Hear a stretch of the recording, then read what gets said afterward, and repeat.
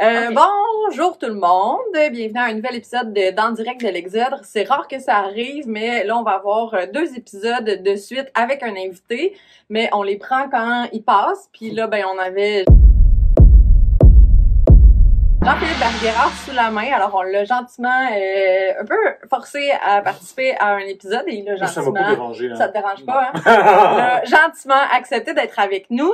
T'as pas de nouveautés fraîches à nous présenter, mais il y a quand même plein de choses à dire parce que je suis sûre que... Toi, t'as-tu déjà été libraire?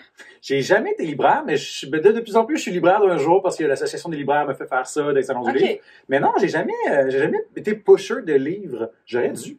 Mais t'as une vibe de gars qui serait bon pour faire ça. Ben, quand j'aime de quoi, tu sais, j'ai pas de misère à part des choses que j'aime. Fait ouais, c'est ça. Je pense que c'est comme le minimum requis pour la job, là. Il y a d'autres compétences peut-être que j'ai pas. Mais t'es peut-être un petit peu trop extraverti. Ouais. Malheureusement. Tu sais, aussi, il faut pas balancer des livres, là, un peu. Genre, quand tu gères une librairie, c'est ça, c'est moins. Bon, mais quand même, tu réussis plutôt bien dans ta carrière actuelle, fait que ça va, on n'est pas obligé de te chercher un sideline, mais sache que si jamais ça fonctionne plus, on peut te trouver un job dans l'entrepôt. Ça me fera plaisir. Très, très loin des gens que je vais gosser parce que je vais leur parler dans le librairie. Donc, Jean-Philippe, tu te prêtes au jeu du En direct de l'Exode. Oui. Tu as préparé tes listes de livres que tu as lus dernièrement, que tu es en train de lire et ce que tu vas lire. Puis, le système reste toujours le même. On va échanger sur nos lectures. On t'invite autour de la table à café pour jaser de lecture. Puis, on va quand même parler un petit peu de ta carrière aussi, puis de tes œuvres à travers tout ça. On commence tout de suite parce qu'il y a quand même beaucoup de choses, surtout Benoît, là, qui a plein de trucs à nous présenter. Puis, n'hésite pas à intervenir, à poser des questions, à nous dire si c'est des livres que tu as lus ou que tu as détestés. Ça va créer du crunchy. Je vais même m'en mettre un en feu si je suis en tabarnak après le livre. Non, quand même pas. Okay. On arrête là. On peut faire des effets spéciaux, par exemple.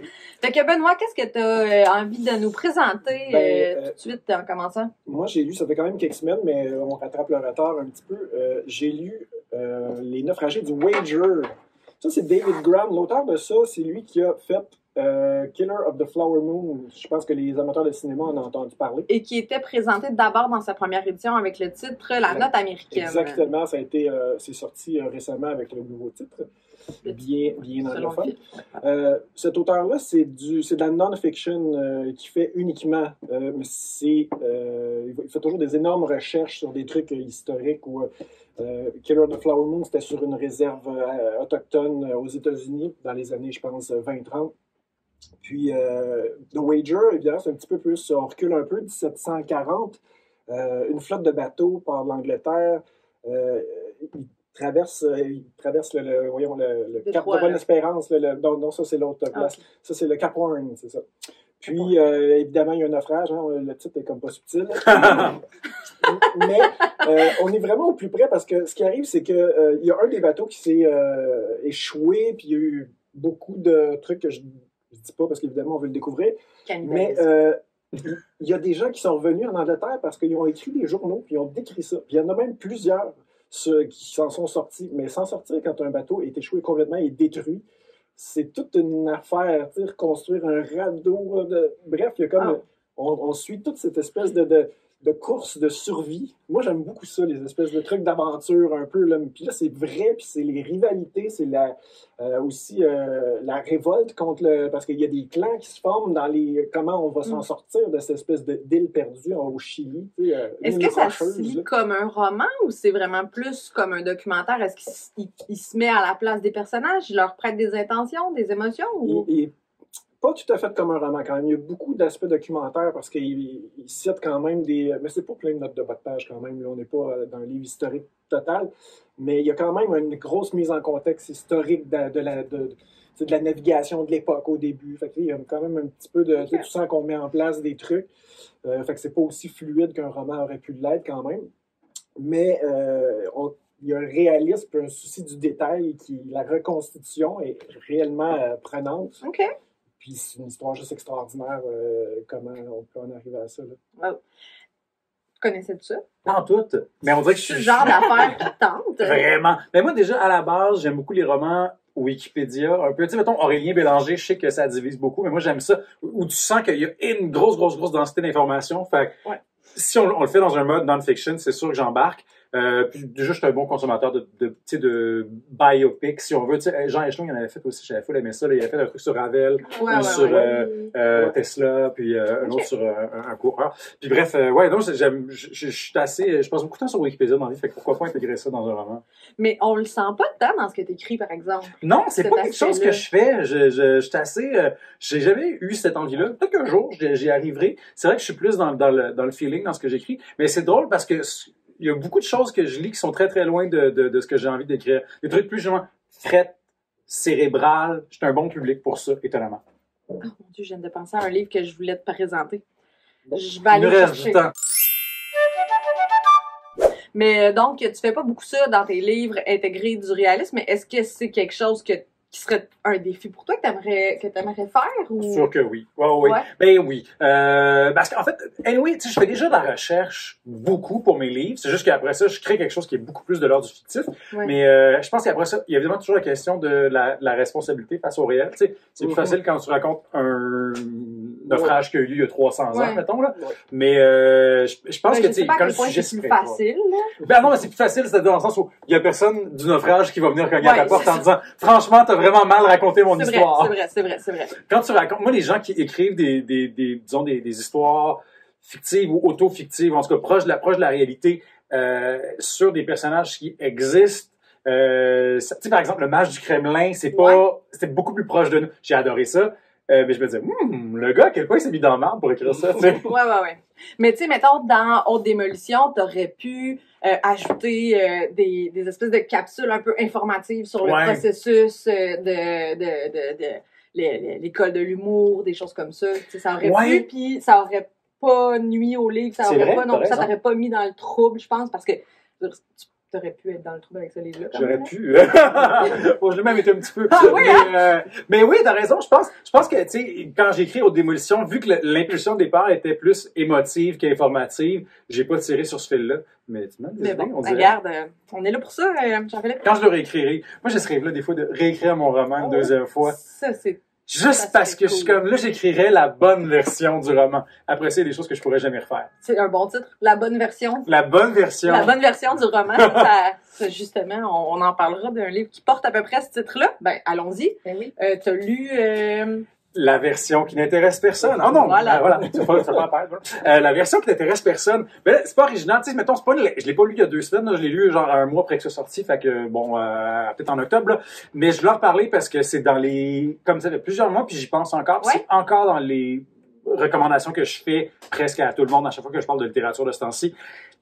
Tu sais, aussi, moi, j'ai tout le temps ça, tu sais, il y a toujours un maudit livre qui sort à rentrer, tout le monde en parle, t'es comme, revenez-en. Puis là, tu le lis, t'es comme, ok, c'était bon pour vrai, cette affaire-là. C'est pas un buzz non mérité. C'est écœurant. Je veux dire, moi, il y a beaucoup de choses là-dedans qui m'ont intéressé. D'abord, le fait que c'est une communauté, les genre de punk, hippies, qui vivent en marge de la société, dans ce cas-là, à Dawson City. C'est pas une communauté, moi, que j'ai vu beaucoup représentée en littérature. Je sais pas si vous avez lu le truc là-dedans, là-dessus avant. Donc, déjà pour ça, bravo. On comprend que c'est de l'autofiction, mais je trouve que ça s'élève au-delà du simple récit. Il y a une plume, il y a une écriture. Elle sait écrire quand même, l'autrice. Puis, ben, c'est aussi une façon vraiment intéressante de parler de misogynie. C'est écrit un petit peu comme un genre de trailer où on le sait qu'il y a comme un gros orchestre à cordes en arrière, puis tu sais que ça s'en vient, il y a quelque chose qui s'en vient, mais tu sais pas, parce que moi, quand j'ai fini le livre, il y a comme on pourrait révéler le punch, mais il y a un événement quand même majeur qui arrive. Puis moi, quand j'ai lu le livre, après ça, je l'ai regardé, je me suis dit, hey, c'est fou. L'élément déclencheur arrive après 200 pages, finalement. Ouais. Tout. Mais elle nous le dit. Mais c'est ça, on le sait. Il va arriver quelque chose à un moment donné, là. Tu sais, puis elle parle au lecteur en l'avisant un peu de, tu sais, tiens, bon, tu trouves ça long, là, puis tu comprends pas pourquoi je te raconte tout ça, mais ça, c'est pas important, mais ça, c'est important. Ouais. Retiens ça. C'est réellement relief. Ce qui fait que moi, ben, comme lecteur, je me sens pas comme une valise, là, dans le sens où je suis comme, OK, il y a une raison pour laquelle je vais rester. Mais même sans ces indices-là, je pense que je serais resté parce que, de toute façon, c'est tellement bien écrit, c'est beau. et aussi dégoûtant, faut le dire. Oh mon Dieu, mais l'hygiène! Tu sais, je veux dire, on parle des fois des affaires niaiseux de brossage de dents, d'usage créatif pour une casserole, et aussi, tu sais, mettons, j'en ai écrit des scènes de beuverie puis d'abus de drogue dans mes livres, mais là, pour vrai, j'ai eu mal au cœur à m'imaginer le hangover que les personnages pouvaient mais dans tes livres, on est dans de la drogue propre de gens riches, là, tu sais. Les gens, ils se font un petit facial le lendemain de brosse, là, tu sais. C'est ça. Là, c'est comme, ça sent fort. Puis moi, encore là, tu sais, je deviens un peu fou, là. Des fois, quand je lis, moi, je suis très Google Maps, c'est Google Images, je cherche des références visuelles. Comme immersif, un peu. Vraiment. Puis là, j'étais allé sur Facebook, j'ai trouvé des photos des parties qu'il y avait au Hobo Mansion. C'est vraiment cool. C'est ça que j'aime. Tu sais, des fois, l'autofiction, ça peut complètement péter la bulle, puis ça nous amène pas assez loin de la réalité, mais là, on dirait qu'il y avait quelque chose, ça avait magnifié la réalité, puis je voulais voir de quoi ça avait l'air, ces parties-là. Bon, je suis peut-être cinglé, vous me direz, mais j'ai beaucoup aimé. En tant qu'auteur, un premier roman de ce calibre-là, comment tu le... Qu'est-ce que ça te fait? Moi, j'ai hâte de lire les autres. Ouais. J'ai hâte de lire les autres, puis je trouve ça extraordinaire. Pour moi, c'est juste... Mais j'ai pas pensé... C'est vrai, j'ai pas d'opinion comme auteur sur ce livre. Ah non? Non, j'ai vraiment une opinion comme lecteur. Je l'ai trouvé super le fun, parce que moi, je regarde ça, je suis comme, je pourrais jamais écrire quelque chose de même. C'est pas mon univers, c'est pas ma langue, c'est pas quelque chose que je serais capable de faire. Fait que la seule opinion que je peux avoir, c'est j'ai lu ça, puis j'ai tellement eu de fun. Mais c'est intéressant, ça. En tant que lecteur, est-ce que l'auteur, il est où quand tu lis? Il est complètement à part? Il est toujours un peu là? Il est jaloux? Il est admiratif? Je dirais quand il y a des fois... Ça m'arrive des fois... Quand il y a une affaire que j'ai trouvée extrêmement ingénieuse, ça m'arrive des fois de dire « maudit, j'aurais aimé ça, avoir cette idée-là. » Mais c'est tout le temps quand c'est quelque chose, une écriture, disons, qui est proche de la mienne ou qui est quelque chose ou qui est une façon intéressante de faire quelque chose que j'ai voulu faire dans un de mes livres. Fait que tu vois, quand je lis la version qui n'intéresse personne, j'ai aucunement ce feeling-là parce que je comprends même pas comment elle a pu avoir l'idée de ça. Tu sais, au niveau de la construction, c'est ce que je trouve génial, tu sais, c'est encore là, sans voler de punch, mais c'est l'histoire de quelqu'un qui se fait ostraciser lentement.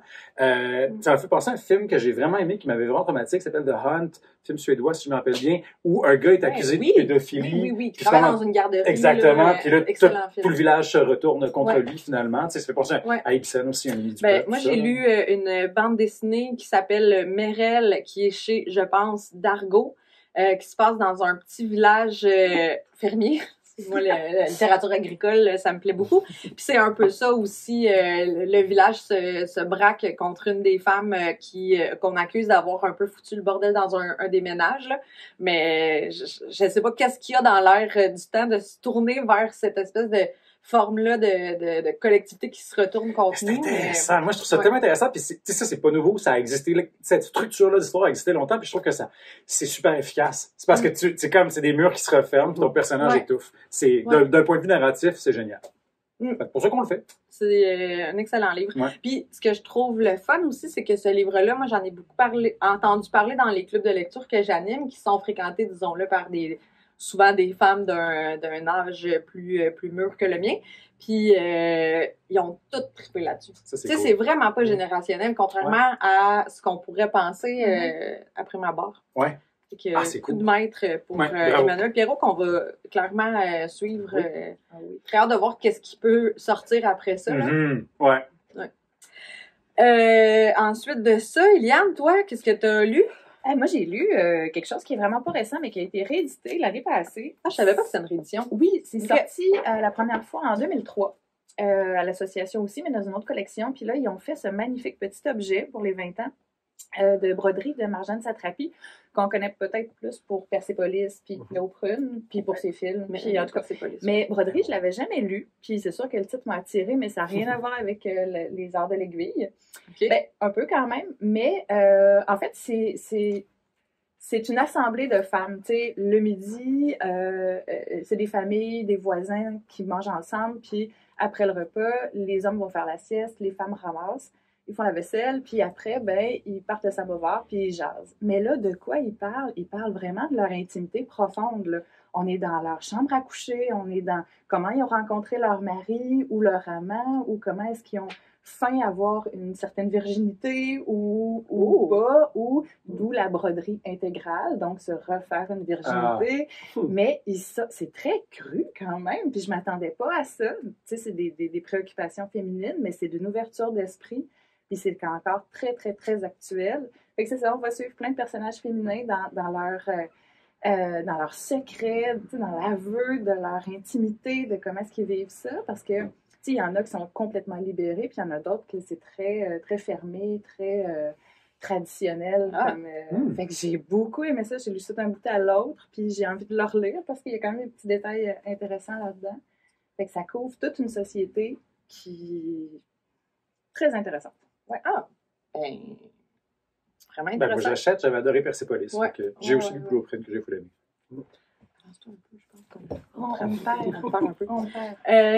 Benoît, on avait envie aussi de parler de Thomas Gonzig. Ça, c'est toi qui me l'as conseillé. Moi, j'ai tellement aimé ça, là. C'est Rocky, Dernier Rivage. Ouais. Le titre est un petit peu étrange. Ça donne pas tant envie, hein, la couverture autant que le titre. Moi, je l'ai lu pour la librairie francophone, fait que j'avais aucune idée dans quoi je me lançais, parce qu'on m'envoie un manuscrit en PDF, j'ai pas de couverture, j'ai pas de quatrième de couverture non plus. Puis j'ai accroché dès le départ. En fait, c'est l'histoire d'une famille d'ultra riches français. Donc, c'est un milliardaire et sa famille. Et on est dans les derniers jours de l'humanité tel qu'on le connaît. Il y a un virus, il y a un début de guerre mondiale pour le blé. Donc, il y a une famine mondiale aussi. Ça tape tellement la mode en ce moment. Oui, absolument. Puis l'équilibre un peu aussi s'effondre, les pays, il n'y a plus d'état de loi. Alors, ce milliardaire-là fait appel à une société qui permet d'acheter une île, puis de toute la meubler, de s'assurer d'avoir de la nourriture pour survivre à la fin du monde. Fait que c'est vraiment pas des survivalistes, c'est plus des milliardaires qui ont les moyens. Tu sais, on se dit ça, là. Ah, mais eux, on sait bien, tu sais, Steve Jobs et compagnie. Ben, j'ai eu des nouvelles récemment sur le bunker de Mark Zuckerberg à Hawaï. Bon, mais qu'est-ce qui se passe qu'est-ce qui va se passer le jour où l'humanité va s'effondrer puis que Mark et sa blonde vont être dans un bunker à Hawaï? Ben, premièrement, ça va chier parce que les gens vont savoir qu'il y a un bunker, fait qu'ils vont aller essayer de rentrer. Mais bon, dans cette famille-là, eux, ils sont sur une île un peu à la loterie des îles. Ils ont comme pogné quelque chose un peu trop au nord, fait que ça n'a pas intéressé personne.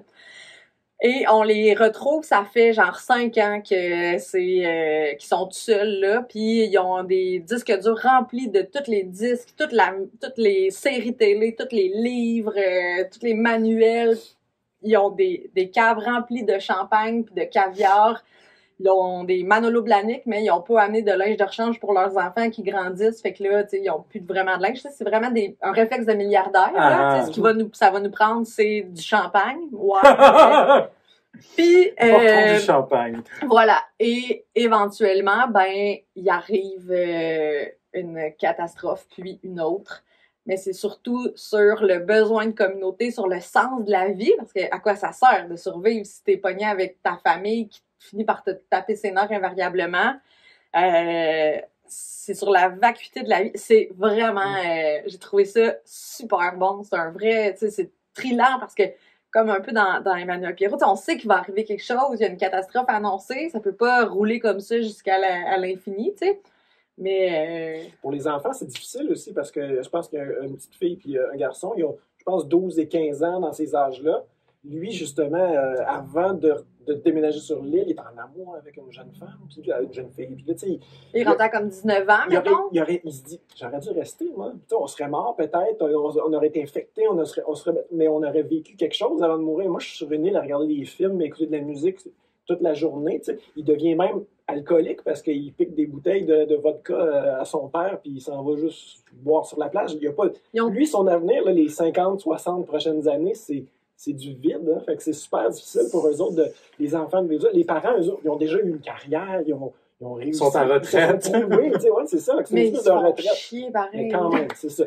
Mais ça m'intéresse tellement. Parce que personne d'autre, hein, c'est ça. Quand t'es 4 personnes sur une île, c'est très difficile. Ah, et ça pète, là. C'est original comme point de vue sur le post-apocalyptique qui est souvent d'un autre genre.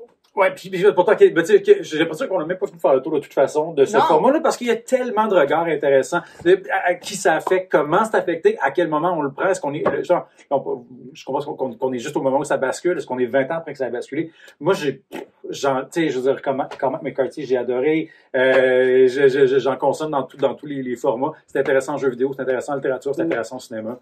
C'est drôle parce que c'est quand même des thèmes que j'aborde dans mon prochain roman sur lequel je travaille. J'allais te demander, est-ce que t'es lassé de ça, mais visiblement, moi, je me rends pas aussi loin, mais oui, mais moi, la question de, tu sais, pourquoi, moi, c'est une question qui m'intéresse beaucoup en ce moment, c'est pourquoi sauver le monde? Tu sais, et pourquoi sauver le monde si on haït ceux qui habitent dedans, tu sais? Fait ouais. Pour les pandas! Pour les pandas, exactement. Ben, en tout cas, on se disait aussi que t'aimerais ça. Puis ça fait des bonnes réflexions. Ça m'amène à te parler d'humus. J'adore l'humus. De Gaspard. Ouais, c'est ça, mais c'est avec un seul M. Gaspard Koenig, dans ce livre-là, il nous présente deux personnages. Kevin, qui est un fils d'agriculteur, qui réussit à rentrer, il gagne une bourse, puis il réussit à rentrer là, à l'école d'agronomie de Paris, là, tu sais, l'espèce d'école de fils de bourgeois. Et il va devenir ami avec un fils de bourgeois qui connaît rien à l'agronomie, mais qui a une espèce d'idée un peu de changer le monde avec ses maigres skills. Et ces deux-là vont devenir des amis et ils vont développer une start-up de vermicompost. Oui, du vermicompostage. Du vermicompostage. Mais... On faisait ça à mon école primaire à Plessisville. C'est ça. Mais là, tu sais, on part de le principe du vermicompost de l'école primaire à Plessisville et on en fait une espèce de chaîne pour que toute l'humanité jette ses déchets là-dessus, puis les vers transforment ça en humus pour enrichir, tu sais, puis ils ont ce projet-là. Ils vont en Silicon Valley pour déployer cette idée-là. Ça marche un peu au début, ils deviennent quand même assez riches, là, tout à coup, tu sais, le gars qui vient de la campagne, Kevin, tu sais, il goûte à cette c'est quand même drôle, un Kevin qui fonde une start-up, c'est génial. Ça, je te disais que ça me fait tellement penser à ce que tu aurais pu faire, en tout cas. Puis ça chie vraiment, puis tout fout le camp, ça chie vraiment, puis ça finit même un peu en révolte. En tout cas, je peux pas le dire, mais ça pète. Et là, c'est la fin du monde, puis ça mène à... Oui! Mais c'est quasiment ça, pour vrai. Fait que, à lire d'abord, ensuite je vais partir avec tout ça. Voilà. Puis, ben, rapidement, là, j'ai envie de quand même glisser un mot sur Chaque blessure est une promesse dans un style complètement différent. C'est vraiment beau, c'est super touchant. C'est Simon Brousseau, en fait, l'auteur, qui parle de la fin de vie de son père, qui découvre là qu'il y a la sclérose latérale amyotrophique, tu sais, le Ice Bucket Challenge, là, la maladie de Lou Gehrig. Cette maladie-là. Et des fois, ça peut être super lent, le développement de cette maladie-là, puis des fois, ben, il y a des gens malchanceux, ou peut-être chanceux, en fait, qui ont la version de la maladie qui, en 2 ans, c'est terminé, on décède. Et c'est un peu le cas du papa de Simon Brousseau qui perd rapidement, tu sais, l'usage de ses jambes, tout ça, mais qui perd pas tant le moral, tu sais, c'est un homme gentil puis tout ça. Et Simon Brousseau est un nouveau père, donc il se questionne beaucoup sur, tu sais, l'avenir, la mort, le fait que sa fille va grandir sans connaître son grand-père. C'est vraiment beau, c'est touchant, c'est lumineux parce que tout le monde est gentil. C'est une belle relation. Des fois, dans la littérature, on voit des situations comme ça où c'est le moment de régler les comptes, où c'est on met à jour des secrets de famille, tout ça. Mais là, c'est vraiment pas ça. C'est juste beau. Puis éventuellement, le père va avoir recours à l'aide médicale à mourir. Fait que il y a aussi cette question-là de quand on reconnaît la date et l'heure de notre mort. Fait que c'est vraiment un livre super beau, super touchant que j'ai beaucoup aimé. Il y a beaucoup de choses dans ce temps-ci qui sortent sur l'aide médicale à mourir. Ben, je pense que c'est une question qui est vraiment... qui est sujette à tellement de questionnements, autant éthiques que émotifs, que philosophiques. Je pense que c'est nécessaire. Tu sais, autant la fin du monde nous bouscule, autant ça, c'est quelque chose qui est bousculant. Là, c'est encore nouveau aussi. Là. Ça fait quelques années à peine là, que c'est intégré. Voilà, fait que qu'est-ce qu'on est rendu à dire? Eliane, toi, tu lis quoi? Je suis en train de lire. Ah, moi, je l'aime, Thomas King. Il me fait rire. Il me fait Connais rire. Thomas King? Non. Ces personnages me font rire. Là, c'est les Indiens s'amusent. C'est et ben ils s'amusent pas tant. Je suis rendue à peu près à la moitié, mais je pense que tu sais, j'ai compris le principe. Là. C'est un couple d'Autochtones retraités qui partent un peu à la recherche du vieil oncle de la famille qui serait parti de la réserve avec le sac médecine, puis qu'il a fait le tour de l'Europe, puis a envoyé des cartes postales. Fait que, Le sac médecine, c'est quoi? C'est quelque chose qui contient des remèdes, quoi?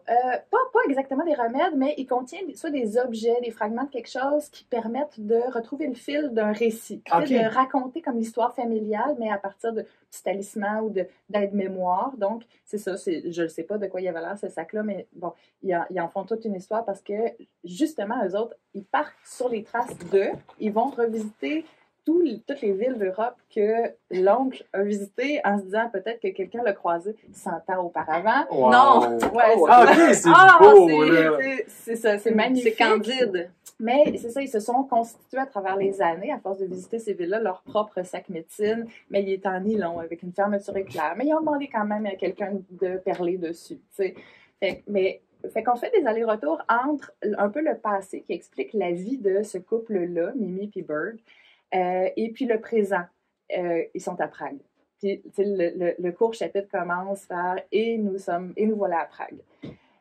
Fait que ça pourrait avoir l'air un peu décousu, mais c'est comme une fermeture éclair, là. Ça s'attache vraiment bien. C'est comme lire 2 livres en parallèle. Okay. Mais ils sont tellement drôles. La réplique, ils ont le sens de la réplique. Puis lui, tu sais, il n'a pas envie d'être là. Puis elle est d'un optimisme, d'une joie de vivre, là, limite fatigante, là. Puis lui, il traîne avec lui, ben, genre...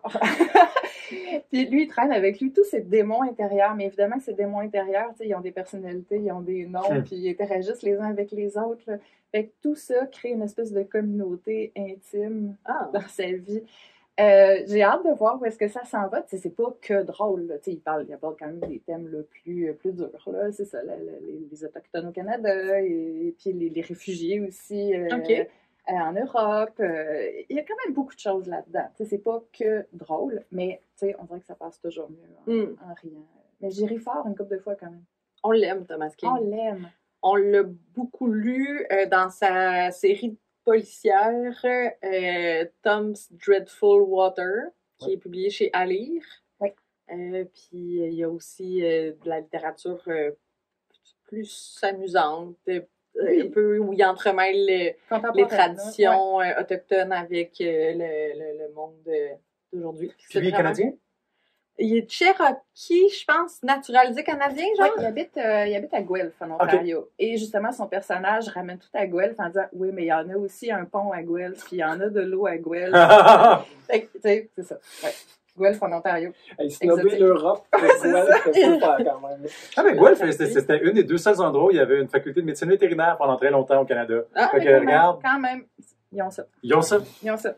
Et que Thomas King a découvert. Oui, je l'économise. Ah, à ce point-là, est-ce que t'aimes ça? Ben oui. J'aime ça aussi d'abord. Qu'est-ce que tu lis, toi, Benoît? Moi, je suis sur le point de terminer. Le dernier revival d'Opale et Neve. On n'en a pas beaucoup parlé. J'ai pas vu beaucoup de médias là-bas. Je pense qu'il faut dire que chez Zulma, les livres maintenant au Canada coûtent à peu près 78 $. Wow. C'est quand même je pense qu'il est à 54. C'est des beaux objets, par contre, quand même. C'est une traduction de... C'est Donnie Walton, c'est une traduction de l'américain, de l'anglais américain. C'est l'histoire d'un groupe de musique dans les années fictifs, des années 70, Opale et Neve, mais c'est un duo. Neve, c'est un Britannique, rouquin, c'est Ed Sheeran, genre. C'est genre, on est vraiment là, des années 70. Puis elle, c'est une femme noire, mais pas de cheveux, elle a une espèce d'alopécie, je pense qu'on appelle. C'est ça qu'on appelle. Donc, c'est une mince avec des, pas de cheveux, qui est quand même, dans ces années-là, aux États-Unis, c'était encore difficile. Là, Martin Luther King a été assassiné en 68, je pense, tout ça. Donc, on est dans cette effervescence-là. Puis en tout cas, il y a comme des choses qui sont arrivées. Là, ils ont fini par former un duo, puis on suit. Puis là, en fait, l'écriture, c'est une journaliste aujourd'hui, de nos jours, qui fait une biographie à la demande de Opale et Neve parce que là, ils vont faire un petit show là, de retour, le fameux revival. Mais là, en creusant l'histoire de ce band-là, elle creuse avec beaucoup plus de talent qu'on pensait. Fait qu'elle tire des choses là, de leur historique et de ce qui s'est passé qui sont un petit peu... parce qu'ils ont... Un des gros événements là, de leur carrière, c'est qu'il y a eu une émeute dans un de leurs spectacles, puis il y a eu un mort, il y avait des... En tout cas, bref, bande de motards. Ça, un petit peu, ça fait penser à... Il y avait un show des Rolling Stones où il y avait eu en tout cas, bref, ceux qui savent. Mais est-ce que ça marche, cette mise dans l'abîme-là? Moi, je trouve ça toujours, quand c'est bien fait, ça peut vraiment être intéressant, parce qu'on dirait que ça justifie ce que je suis en train de lire, finalement. Oui, ben c'est ça, la construction est quand même spéciale, c'est que tu vois les entrevues avec qu'elle a faites. Donc, souvent, tu as Opal, puis là, Opal décrit, elle, tu sais, fait que c'est comme si on avait accès comme vraiment le verbatim, à ses enregistrements, oui. Puis, bon, tu sais, elle entrecoupe tout ça avec elle-même, là, après ça, c'est... fait que c'est écrit un peu vraiment comme de la non-fiction, finalement? Oui, c'est ça, c'est comme un peu le making-of de la biographie qu'elle fait. Puis, effectivement, il y a un peu d'elle, il y a les témoignages des gens. Au début, c'est ça, je me disais, est-ce que ça va marcher tout le long, ça, ou est-ce que ça va être un peu... Mais ça marche, ça fonctionne vraiment. Puis les voix des personnages, on les entend, les choses qui cachent, ou les choses... Puis il y a même les assistants, il y a plusieurs personnes, il y a une bonne douzaine de personnages qui interviennent dans le... puis c'est crédible, parce que des fois, à intégrer un groupe qui n'existe pas, là, de créer de toutes pièces, puis le faire s'intégrer dans la culture américaine, qu'on connaît quand même bien, là, c'est pas évident. Ça me fait penser à Daisy Jones and the Six. Ouais. Que ça, je pensais. J'avais vraiment beaucoup aimé, puis qui était comme ça aussi, on lisait l'espèce de verbatim de ce qu'ils sont devenus, là. Ouais. Moi, je trouvais que c'était assez bien construit, ça. Franchement, je l'avais acheté, puis moi, j'y croyais à ce groupe-là, là. Hey. Ouais. Et d'ailleurs, j'ai doublé l'adaptation télé. Ouais. C'est super bon, moi, j'ai vraiment aimé ça. Sam Claflin, puis j'oublie son nom, l'actrice, mais qui est extraordinaire aussi, là, qui est la petite fille d'Elvis Presley. Oui! Oui. Oui, tout est un... Mais oui, c'est quand même intéressant d'avoir autant de livres qui sortent dans le... C'est sûr qu'il est arrivé un petit peu après, il y a peut-être un peu souffert justement d'être éclipsé par l'autre. Mais en même temps, les gens qui ont aimé ça, ils vont chercher autre chose éventuellement dans le même style. On parle vraiment beaucoup de la situation des Noirs aux États-Unis. Il y a la collaboration, les cultures différentes. Il y a quand même beaucoup de... On n'est pas superficiel non plus. On rentre dans des sujets bien intéressants. Ah. Ça vaut la peine. Ça aura un grand succès en poche, c'est ça. Qu'est-ce que tu lis, toi, en ce moment? En ce moment, je lis pas. Mais j'adore ça. On va avoir un petit infographie, je suis en train de lire A Little Life de Hanya Yanagihara. Le titre français, c'est... Une vie comme les autres. Une vie comme les autres. Donc, Hanya Yanagihara est journaliste à la base. Elle est éditrice à la section style du New York Times, mais elle écrit ce roman-là qui est sorti en 2015, qui a connu full de succès. Là, ils ont, TikTok. Ah oui, bon, tu vois, ça, je savais pas qui ça. l'a ramené, là, parce que encore maintenant, puis Mariana m'a dit qu'il en a parlé. Bonsoir. Puis, ben, il y a en fait, mais pourtant, il avait été nommé pour le prix des libraires étrangers. Je crois que c'est quand c'était traduit, en 2018. Fait il y a quand même eu une certaine reconnaissance. Mais pour vrai, puis aussi, ça a aussi été mis en valeur par le metteur en scène néerlandais Ivo Van Hoff, parce qu'il l'a adapté pour le théâtre. Ça a joué à Londres, ça a joué à New York. Je sais pas combien de temps ça durait le show parce que c'est toute qu'une brique, c'est genre 900 pages. Là, je suis rendu à moitié, c'est danse. C'est formidablement écrit, là, c'est tellement beau. Est-ce que vous l'avez lu? Moi, je l'ai lu. Toi, tu l'as lu? Pas lu. Fait que c'est ça, on suit 4 personnages qu'on attrape au début de leur vingtaine, alors qu'ils sont à l'université, Jean-Baptiste, Willem, Jude, puis Malcolm. Puis donc, ils sont à New York dans une université prestigieuse. Elle n'est jamais nommée, mais on peut présumer que c'est on ne sait pas, là, mais c'est une bonne université. Ivy League.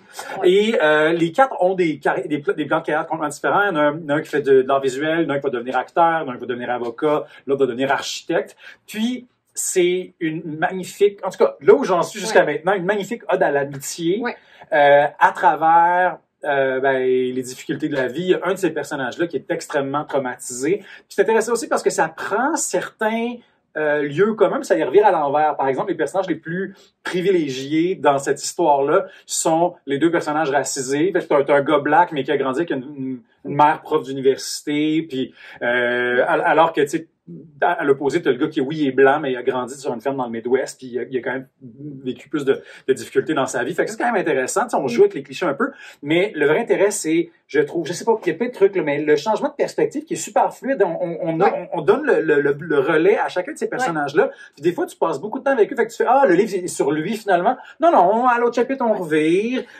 Ça fait qu'on a l'impression de les connaître tellement profondément parce qu'on les retrouve dans des... C'est comme un peu kaléidoscopique. Là, Ouais. On se promène dans un même paragraphe, chapitre, mettons, on va passer d'un regard à l'autre, d'un personnage à l'autre. On fait des sauts dans le passé. Puis des fois, on va dans le revit la même futur, scène, mais de l'autre Ouais. perspective. Fait que ça crée une espèce de bulle où on les connaît vraiment profondément. Puis c'est un bel exercice d'empathie aussi, je trouve, parce que, bon, éventuellement, il y aura des conflits entre ces personnages-là, sinon on n'écrirait pas un livre, ce serait plate.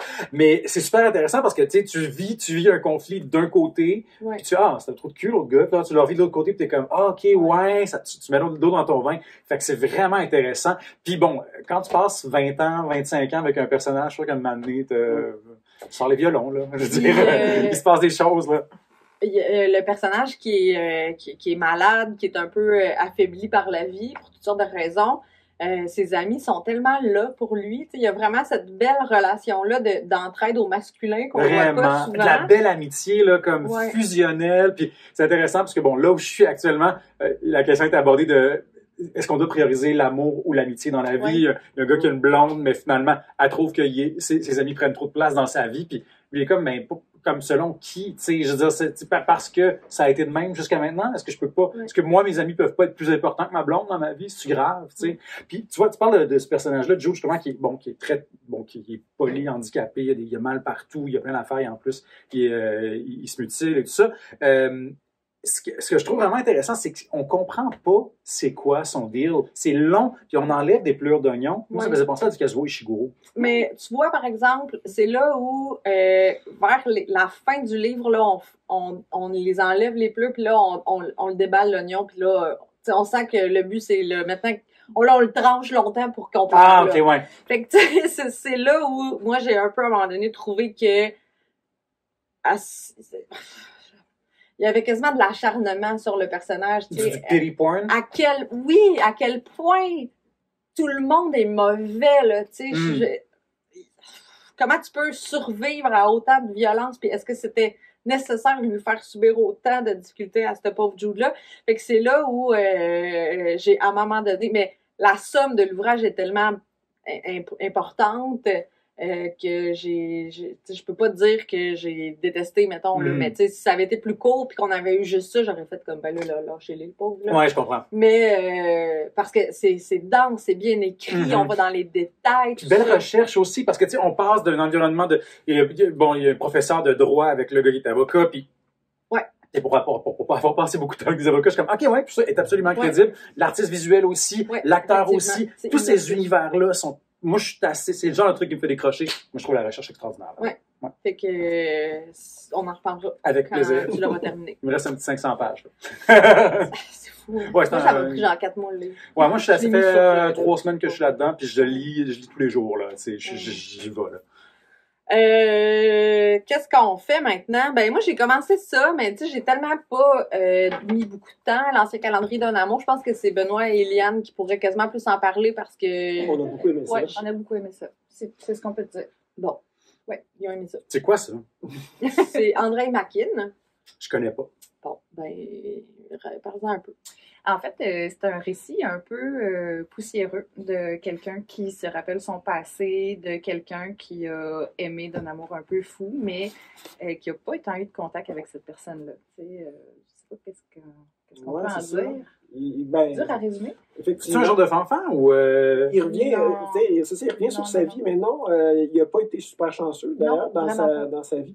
Puis je pense que c'est un Russe ou je crois. Oui. Ça fait quelques mois quand même qu'il a été lu. C'est pour ça, mais moi, je trouve, en plus, l'écriture est très classique, mais d'une grande beauté. Pas classique poussiéreux, classique juste élégant. Il y a une belle écriture élégante puis précise. Puis moi, j'ai embarqué là-dedans.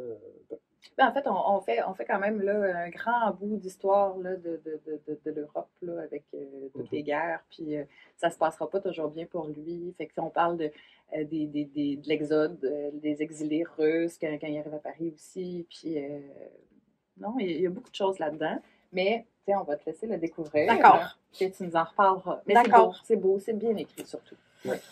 C'est que c'est ça. Qu'est-ce qu'on va lire? Qu'est-ce qu'on va lire? C'est ça qu'on... Qu'est-ce que tu vas lire? Demain et demain et demain de Gabrielle Zevin. Je vais le lire parce que Caroline Fouché, elle a fait une story, puis elle venait de le finir, puis elle disait que c'était bien bon. Puis comme j'aime beaucoup Caroline Fouché, puis tout ce qu'elle fait, je me suis dit que son avis devait être pertinent. Fait que, toi, t'aimes ça, les jeux vidéo? J'aime les jeux vidéo. Ça se passe dans l'univers des jeux vidéo. Ça se passe dans l'univers des jeux vidéo. Puis je comprends aussi que c'est une histoire de start-up. C'est une histoire de start-up. Fait que j'ai l'impression qu'on est dans quelque chose qui pourrait vraiment parler. Ouais. Caroline m'a dit que c'était très bien écrit aussi. Toi, tu l'as lu? Nous, on l'a lu. Benoît puis moi, on l'a lu. Puis, mais on l'a lu traduit. Caroline, est-ce qu'elle l'a lu traduit? Elle l'a lu traduit aussi. J'ai pas eu de rien à dire sur l'écriture et la traduction. Là, je pense que ça se passe bien. Ouais. Puis tu sais, c'est une histoire d'amitié. Toi, t'as aimé ça plus que moi, par exemple. Moi, j'ai bien aimé ça. Ben, tu sais, je connais rien aux jeux vidéo, c'est ça le pire. Puis c'est bien que ça soit pas nécessaire, malgré qu'il y a plein de références, je pense à des jeux d'histoire depuis les années 90 jusqu'à aujourd'hui. Ouais. Mais c'est ça aussi, cette amitié-là, ceux qui font ensemble l'entreprise, qui a des hauts et des bas, tout ça. C'est intéressant, tu sais, une amitié. Travailler le milieu du jeu vidéo. Tu sais, il y avait plein de trucs que j'avais jamais vraiment lu là-dessus. Puis mais je pense que tu vas aimer ça. Ouais, moi, à un moment donné, les personnages me gossaient. J'ai trouvé un peu puéril. Là, tu sais, là, c'est beau, là, reviens-en là, de la chicane. Là, on se parle pas pendant 20 ans parce que tu as dit quelque chose de travers. Là, c'est comme... mais tu sais, il y avait un peu des réactions adolescentes là, à l'âge adulte que je trouvais qui étaient moins crédibles. Mais tu sais, c'est ça. Puis... toi, Eliane, qu'est-ce que tu vas lire? Moi, je vais lire... ça, c'était très attendu. Hein? Nos clients étaient très contents de le recevoir. C'est le plus récent, Philippe Besson, Un soir d'été. Je ne me souviens pas du tout de quoi ça parle, celui-là. Mais on avait énormément aimé ses précédents. Oui, ensemble. Oui, qui est encore parmi nos livres préférés ici à la librairie. Oui. J'avais un peu moins aimé, pas parce que c'était pas bon, mais parce que c'était vraiment très, très dur. Là. Ceci n'est pas un fait divers.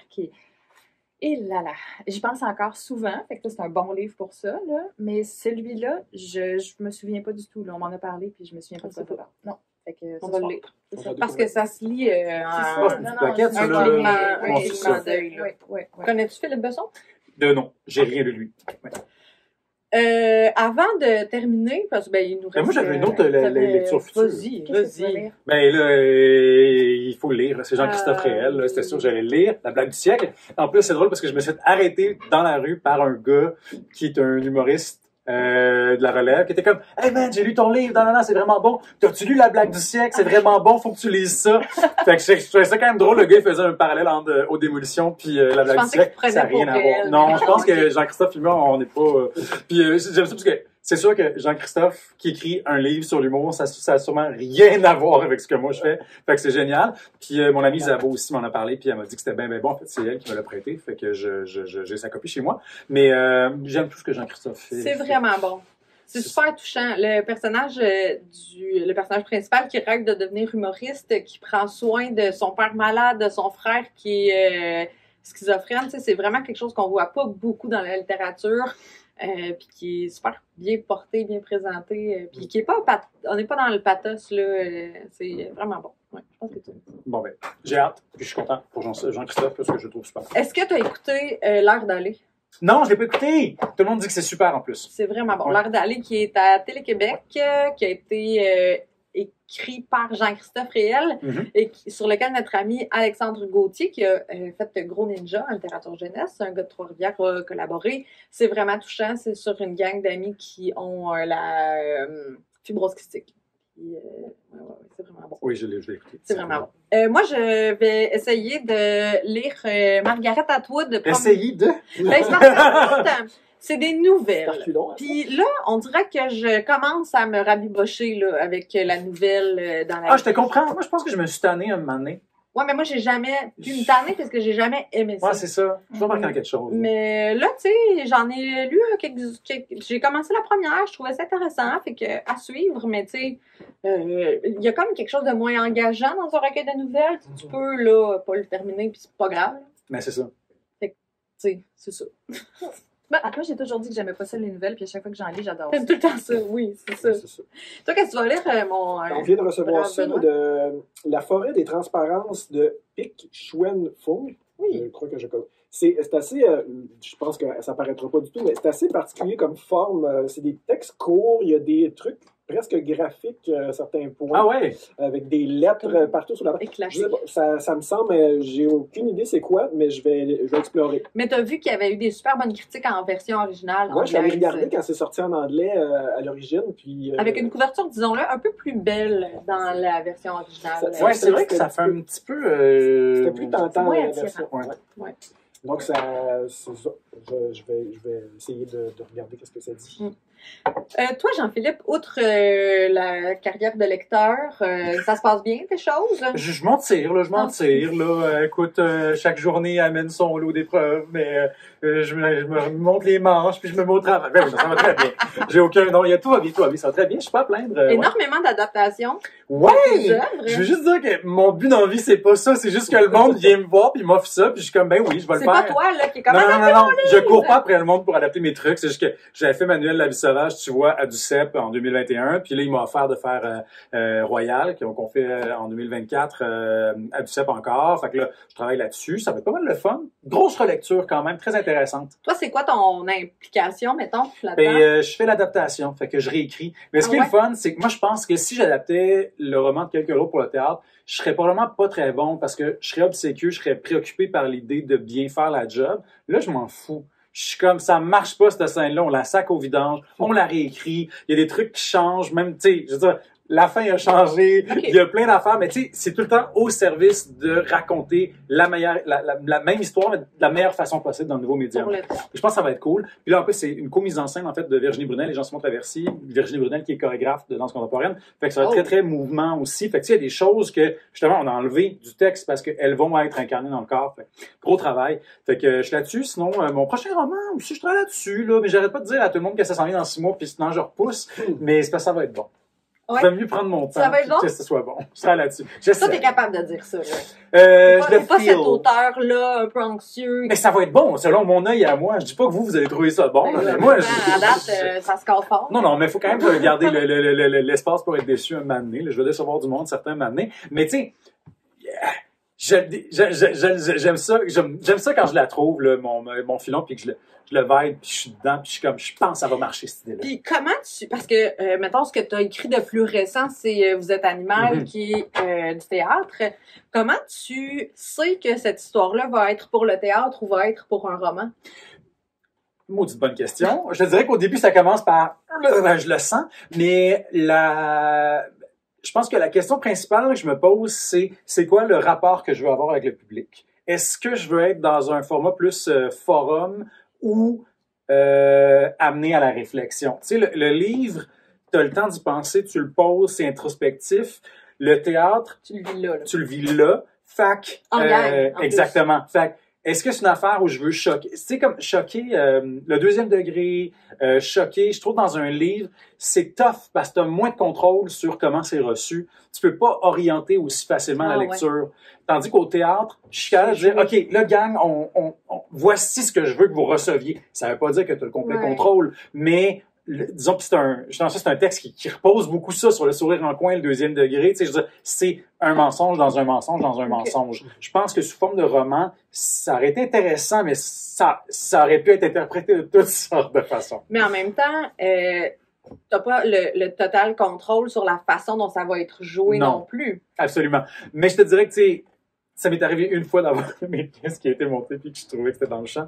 Je te dirais que, tu sais, ça, c'est fou quand même. C'est pas le fun. Parce que tu ne sais pas comment la personne qui lit le livre le joue dans sa tête. Non, c'est ça.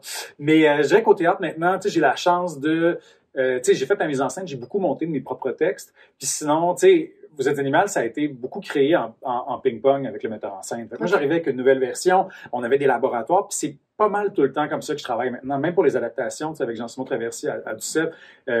On arrive avec une première version texte, on la lit, on en parle, après ça, on fait une semaine de travail avec les comédiens, tout le monde donne son opinion, il y a du monde que ça angoisserait à mort. Moi, je suis comme, je comprends. Tu sais, mettons, je vais écrire une scène, puis je pensais que c'était une scène très, très, très drôle, puis tout le monde la lit, puis là, ils sont comme, mon Dieu, c'est très, très, très choquant. Je suis comme, oups, j'étais dans le champ. Fait que, tu sais, d'être constamment dans la réécriture, et c'est là parce que j'en parlais récemment avec Fanny Britt, puis elle m'a dit, tu sais, j'étais, c'est tellement le fun de travailler avec le Théâtre Pape, mettons, pour ça, la compagnie qui a fait Vous êtes animal. Fait comme, moi, c'est mon cauchemar. parce que, comme moi, je suis trop angoissé, je peux pas dealer avec du feedback constant, tu sais. Fait que c'est des façons de travailler. Mais là, cette façon-là de travailler où tu as le feedback constant au théâtre, tu l'as pas dans le roman. Non. Est-ce que ça t'angoisse? Est-ce que l'inverse t'angoisse? Parce que la réception, tu l'as des mois plus tard. Ben, je me fie à mon éditeur, mais tu sais, ultimement, allô Maxime, ben tu sais, mon éditeur, il me sert à... Tu sais, moi, c'est jamais l'affaire de je vais être déçu si c'est pas bon, c'est plus... Je vais être un peu en crise si c'est pas bon parce que ça veut dire qu'il faut que je retravaille un autre 2 mois pour arriver avec une autre version. Ouais. C'est plus ça. C'est pas tant parce que c'est jamais fini. Tu sais, je veux dire, on va pas le publier si on pense pas qu'il est bon, le livre. Fait que j'espère juste que j'arrive à une V1, que je l'envoie à mon éditeur puis qu'il me dise « Hey, c'est bon, on va faire des petites corrections. » Plutôt que l'idée est bonne, mais maintenant, réécris-moi tout au complet. Je vis très bien avec ça. C'est juste que c'est chiant. Puis là, vous avez une relation qui dure depuis le premier... Tu as toujours été chez ta mère. Ouais. Fait qu'il y a comme une connivence un peu qui fait que... Moi, j'ai gêné de me le dire. Hey, la première version d'Haute Démolition, je vais vous le dire, c'était pas bon. Je l'ai réécrite. C'est vrai? Ben oui. C'est pas des V1, là, ce que vous lisez là. Royal, là, j'ai réécrit 80% de Royal entre la V1 puis la V2. En 3 semaines, j'étais extrêmement motivé, là. Mais, tu sais, il y en a. Manuel de la vie sauvage, je pense que la V1 était meilleure, là. Mais, tu sais, je réécris beaucoup. Puis j'espère juste, mettons, que mon éditeur est assez honnête avec moi pour me le dire quand je suis dans le champ. Jusqu'à maintenant, j'ai été chanceux. Fait que toi, quand tu écris, tu fais une espèce de rush d'écriture, puis t'envoies. Parce que, tu sais... Oui, ben je me relis quand même, puis je restructure. Mais non, mais en fait, oui, non. Je fais une vraie V1. C'est juste que des fois, t'as tellement de nez dessus que ce que tu penses être une affaire réfléchie, structurée, est un peu plus brute que tu pensais finalement. Puis d'avoir quelqu'un à l'extérieur qui dit ça oui, ça non, ça oui, ça non, ça change tout d'un coup. Puis c'est aussi que moi, je réécris mieux que j'écris.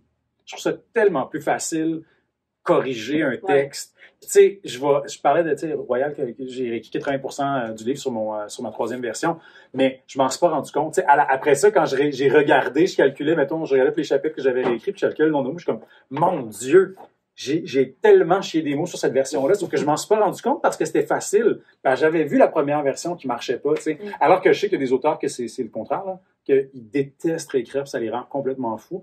C'est que moi, d'un coup, ça vient le livre de quelqu'un d'autre. Je peux me dire, il est bien mauvais cet auteur-là, je vais y arranger ça, c'est son nom du livre. Puis pendant que tu écris, c'est quoi ton rapport à la lecture? Est-ce que tu mets ça? Plus de misère à lire quand même. Ouais. Quand je suis en train d'écrire, les fois, je suis juste comme, je vais aller prendre une marche, je vais aller faire une ride de vélo, n'importe quoi pour juste comme m'aérer la tête. J'écoute des podcasts. Ben, tu vois, j'écoute des livres audio par contre. Okay. Quand je suis en train d'écrire, j'ai beaucoup, tu sais, comme quand je fais beaucoup de bike, des fois, je vais au gym, whatever, je peux écouter là, tout le long un livre audio. Fait que, mais à coup de 1 heure, 1 heure et demie, 2 heures, là, ça monte vite. Je sers à ça, les livres audio. Oui, je suis d'accord. C'est pour les gens actifs. Exact. Ben, écoute, t'as-tu d'autres choses à ajouter? Mais parle-nous un petit peu quand même du livre qui s'en vient. Okay. Tease-nous, là. OK. Ben, c'est fou parce qu'on était vraiment dans les thèmes de Humus puis Rocky Dernier Rivage. Fait que, tu sais, ça change beaucoup de version en version. Quand je me l'imagine, mais en gros, on est dans militantisme environnemental, éco-anxiété, greenwashing, sauver le monde ou laisser le monde mourir. Puis c'est, en gros, là, tu sais, le pitch en une phrase, c'est l'histoire d'un papa qui veut utiliser sa fille comme porte-étendard de la sauvegarde de l'environnement. Comme le père de Greta Thunberg. Exact. Imagine que, tu veux que ta fille soit Greta Thunberg, un peu comme, mais c'est drôle parce que encore là, même là, il y a encore des parallèles à faire avec mes autres livres. C'est un peu comme les parents qui veulent que leur enfant soit une mini-miss ou une enfant actrice, mais c'est une autre affaire, tu sais. C'est pas vrai que quelqu'un comme Greta Thunberg devient elle-même sans l'appui de ses parents après ça. Ça veut pas dire, je dis pas qu'elle était une marionnette, mais c'est un exemple. Et comme toujours, je pousse l'exemple à l'extrême, là. Qu'est-ce qui se passe si c'est une situation comme ça dans les mains de quelqu'un d'extrêmement malveillant? Ou en tout cas, malveillant sans le vouloir. Ben, moi, ça tombe vraiment dans mes champs d'intérêt, fait que je devrais le lire, celui-là. Je vais m'arranger pour que ce soit bon. Je travaille là-dessus. Ça avec grand plaisir. Merci d'avoir accepté l'invitation forcée. Ben, c'était pas très douloureux. T'as aimé ça? Oui, j'ai adoré, ouais. Cool. Ben, on a aimé ça aussi. Oui, c'était le fun. Merci. Puis, on va suivre ta carrière, je pense. Ça va me faire plaisir. Bon. Merci. Merci. Bye bye.